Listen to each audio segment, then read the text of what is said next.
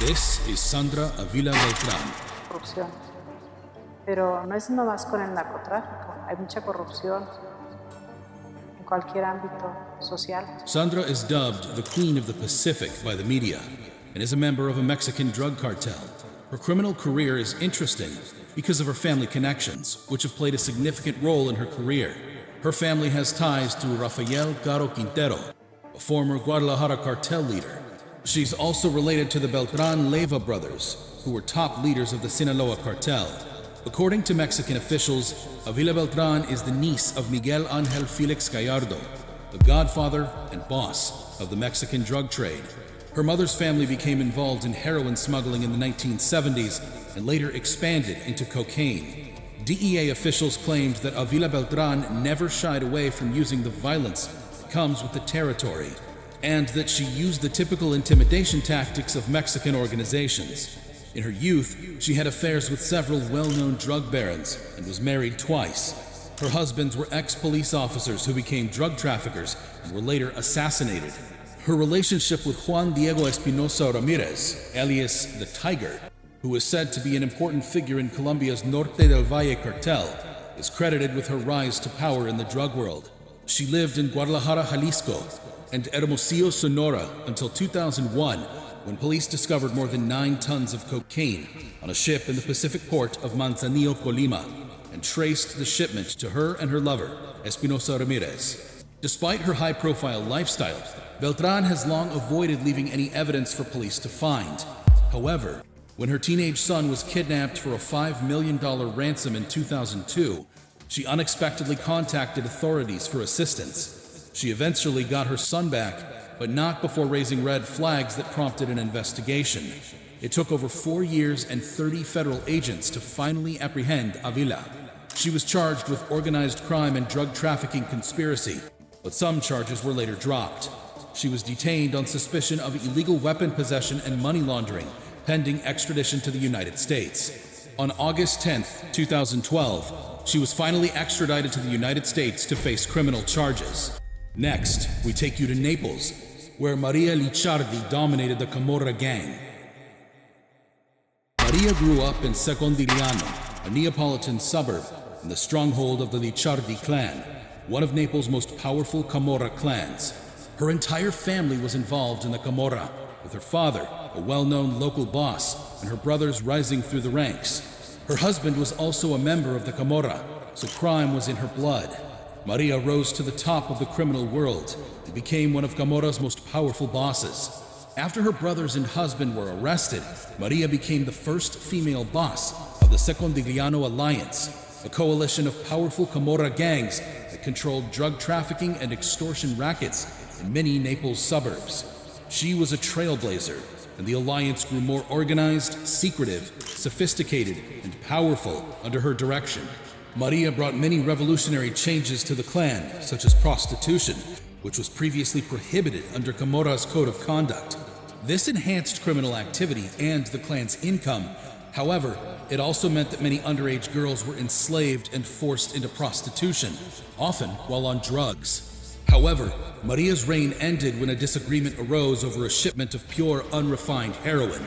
She refused to sell it because it was too powerful for the average user and would harm the Alliance's customer base. The Lorusso clan, who had always opposed her leadership, disagreed and packaged the shipment for street sale, resulting in the deaths of many drug addicts throughout Naples. This sparked widespread public outrage, leading to massive police crackdowns on the Camorra clans. Maria was arrested and jailed. Prisons do not impede the Camorra, and she still commanded the clan from behind bars. She was released in 2009 after nearly 8 years. In 2019, she escaped a massive anti-Camorra operation against the Secondigliano Alliance. 71-year-old Maria was arrested in 2021 for being the leader of the Camorra gang while trying to board a flight to Spain. She was sentenced to 12 years and 8 months in jail. Just like Maria, we have Judith Moran. This is Judith Marianne Moran. Moran was from the notorious Australian Moran criminal family and had a life story that reads like a gangster movie script.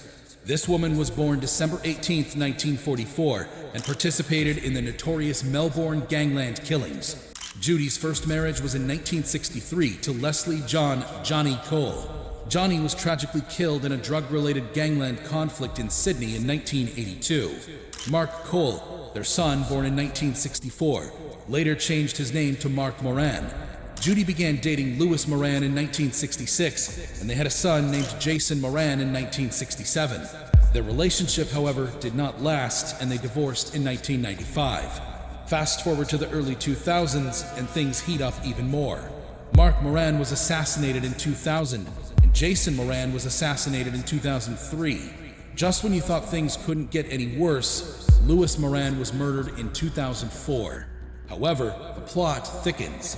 Des Moran, Judy's brother-in-law, was murdered in Ascot Vale in June 2009.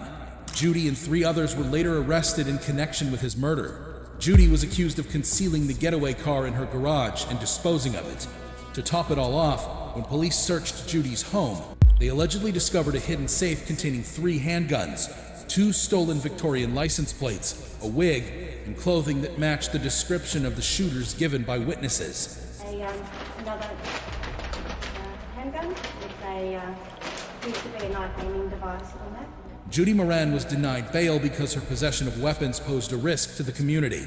She was found guilty of murdering Desmond Moran by a jury in 2011. She was sentenced to 26 years in prison, with a minimum of 21. Another notorious female gang leader that served time in prison was Rosetta Cutolo. This is Rosetta Cutolo. Cutolo was the mastermind behind one of Italy's most notorious organized crime syndicates. Rosetta was the sister of Raffaele Cutolo, the boss of the Nuova Camorra Organizzata, or NCO. Her brother was a megalomaniacal man who spent most of his time in prison. That didn't stop him from carrying on with his criminal enterprise. Rosetta stepped in to help. She was the one who carried out his orders from behind bars and nurtured his devoted followers outside. According to a resident of Ottaviano, where Rosetta lived with her mother, the NCO would have collapsed without her. Rosetta was a brilliant negotiator who dealt with cocaine barons in South America. She even attended a high-level meeting with representatives of the Sicilian Mafia and Camorra clans to try to end the bloody war between the NCO and their Nuova Famiglia rivals. Despite her position in the organization, Rosetta maintained a low profile. She led a simple life, tending to her roses and avoiding the spotlight, in contrast to her brother, who enjoyed giving interviews and making speeches in court. Rosetta ruled from the NCO's headquarters, the Castle Mericeo, a sprawling 16th century palace with 365 rooms and a sprawling park with tennis courts and a swimming pool. The castle provided Cutolo with direct access to the prisons of Poggioreale and Ascoli Piceno.